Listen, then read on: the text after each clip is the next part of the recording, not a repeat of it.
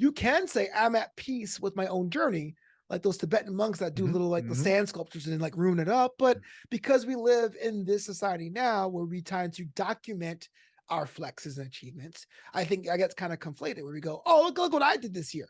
Look what I did.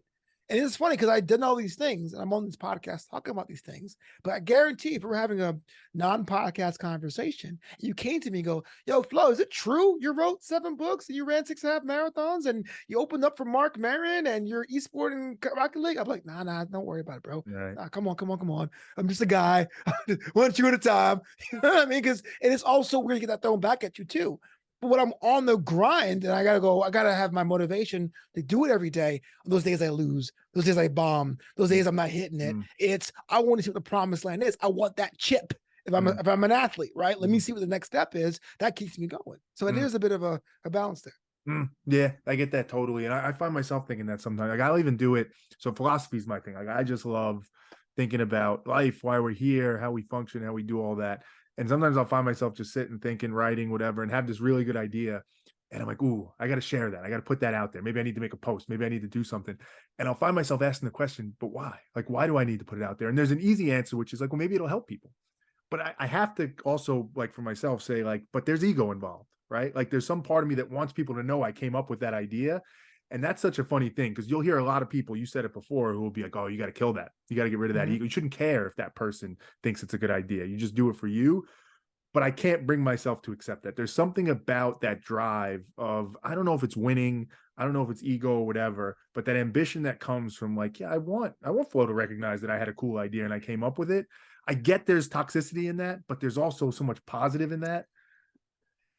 Ego is one of those things where when people always tell them about what is the biggest killer for me as an entertainer, I say doubt.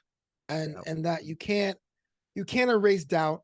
Doubt's kind of like your body odor, right? You can take a shower and get rid of it for a couple hours, but if you don't shower, it comes back.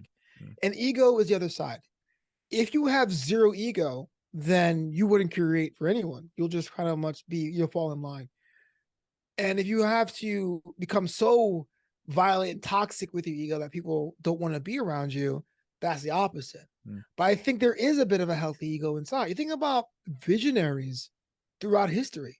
Steve Jobs, Michael Jackson, Kobe Bryant, everyone, Lizzie Vaughn, like everyone has an ego because there has to be a drive from within that you want more or something different. And no one's going to understand that. So when you say, hey, look, my team, they're not doing the effort I'm expecting, or hey, vendor in China who's making my notebooks, true story, I want these specifications, you're not making it happen, then that's not necessarily bad. Right. Or good if you're not hurting people on purpose. Well, and that's an inch because you mentioned Steve Jobs, Michael Jordan comes to mind too.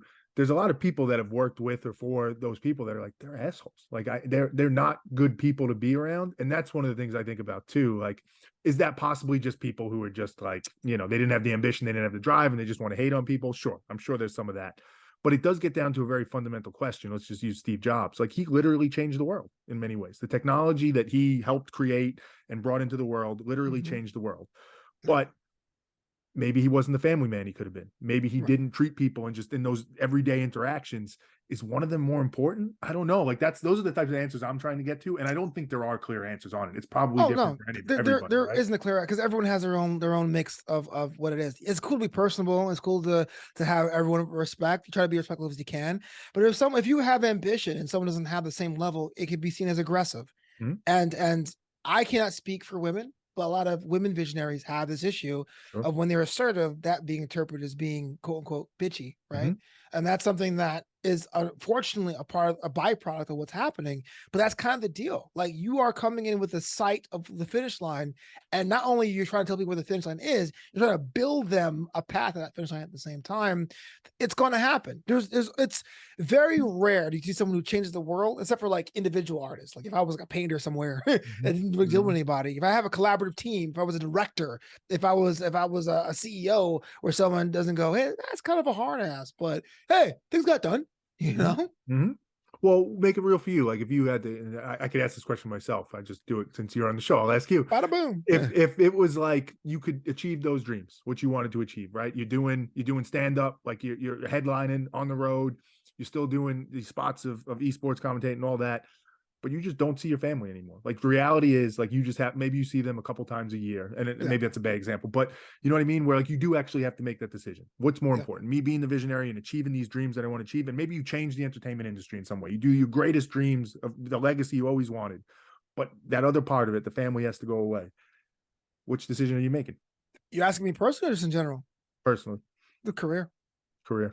The career. I don't have a family, so it's kind of easy for me to say that. Okay.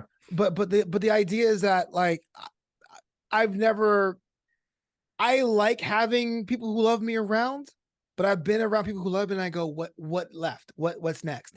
But I've never personally yet have been in a gig going, what are my families doing? I'll tell them afterwards. Mhm. Now that's not the same for a lot of people.